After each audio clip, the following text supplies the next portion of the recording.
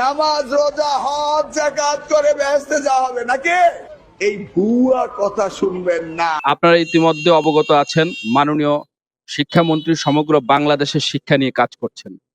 আমি লক্ষ্য করছি ইতিমধ্যে কিছু কন্টেন্ট ক্রিয়েটর বিভিন্ন ধরনের বক্তব্য কাটছাঁট করে ওনার বিরুদ্ধে অপপ্রচার করছেন। উনি জানেন নির্বাচনকালীন সময় উনি ইআরআই এর প্রতিষ্ঠাতা চেয়ারম্যান এবং ওই প্রোগ্রামগুলোতে উনি আমাদের ছাত্রছাত্রীদের সাথে বিভিন্ন প্রোগ্রাম করেছেন।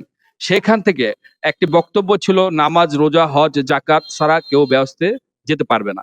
এটাকে কাটছাঁট করে ভুয়া যে শব্দটি নিয়ে এসেছে, এটি ছিল সোশ্যাল মিডিয়ার মাধ্যমে একটি গুজব এবং কাটছাঁট করে যে প্রতারণা করেছে, এটা আমার মনে হয় মাননীয় শিক্ষামন্ত্রী সমগ্র বাংলাদেশে মাননীয় প্রধানমন্ত্রী যেভাবে ওনাকে দায়িত্ব দিয়েছেন শিক্ষা অঙ্গনের ব্যাপক পরিবর্তন করার জন্য, ওনার যে স্পিডনেস এবং জাতিকে যে আকাঙ্ক্ষার পথে উনি পৌঁছাবেন সেই জায়গায় বাধাগ্রস্ত হতে পারে। সেজন্য আমি সচেতন নাগরিক হিসেবে বাংলাদেশের আগামী প্রজন্মকে সঠিক দিক নির্দেশনা দেওয়ার জন্য এইসব অপপ্রচারকারী বিরুদ্ধে আমি আহ, সাধারণ ডায়েরি করেছি, যাতে ভবিষ্যতে এ ধরনের অপপ্রচার করতে তারা আহ, না পারে। সেজন্য আমি সাধারণ ডায়েরি করি। বক্তব্যটি খণ্ড বিখণ্ড করে কুচক্রী মহল সারা ও ভুয়া শব্দটি পূর্বে এবং পরে কথাগুলো সম্পূর্ণ বাদ দিয়ে যা প্রচার করছেন, নামাজ রোজা হজ জাকাত ছাড়া ব্যস্ত যেতে পারবে না, এই ভুয়া বলে গুজব ছড়াচ্ছেন, যাহা মিথ্যা এবং মানহানিকর। এসব ঘটনায় কচুয়া পৌরসভা বিএনপি এবং তার অঙ্গ সংগঠনের পক্ষ থেকে তীব্র নিন্দা জ্ঞাপন করছি এবং ওইসব মিথ্যা গুজব ছড়ানো ব্যক্তিদের বিরুদ্ধে আইনগত ব্যবস্থা নেওয়ার জন্য প্রশাসনের দৃষ্টি আকর্ষণ করছি। গত ত্রয়োদশ জাতীয় সংসদ নির্বাচন উপলক্ষে কচুয়া উপজেলার একটি নির্বাচনী প্রচারণা অনুষ্ঠানে আমাদের প্রিয় নেতা মাননীয় শিক্ষামন্ত্রী ডক্টর আনম আহসানক মিলন ভাইয়ের একটি বক্তব্য এডিট করে তাকে জড়িয়ে মিথ্যা অপপ্রচার চালানো হচ্ছে।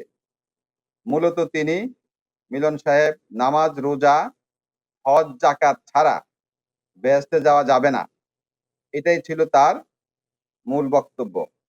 কিন্তু দুঃখের সাথে বলতে হয়, ভুয়া শব্দটির পূর্বে ও পরে বক্তব্যটি কাটছাঁট করে এই গুজব ছড়ানো হয়েছে। আমরা কচুয়া উপজেলাবাসী উক্ত গুজবের তীব্র নিন্দা জানাই। পাশাপাশি গুজব রটনা আইডি বাংলার রাজনীতি আইডির বিরুদ্ধে আইনগত ব্যবস্থা নেওয়ার জন্য কচুয়া উপজেলা যুব দলের সাধারণ সম্পাদক জনাব হাবিবুন নবী সুমন বাদী হয়ে কচুয়া থানায় একটি সাধারণ ডায়েরি করেছেন। ডায়েরি নং 1519 তারিখ 28/4/2026।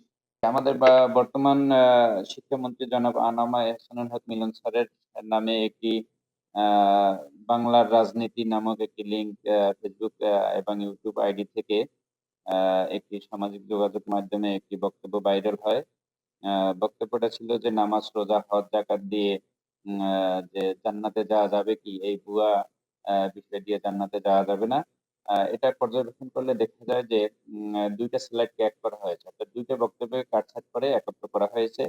তো এই বিষয়ে জনাব মোহাম্মদ হাবিবুন নবী সুমন কচুয়া উপজেলার যুবদলের সেক্রেটারি এই বিষয়ে একটি থানায় লিখিত জিডির জন্য আবেদন করেন।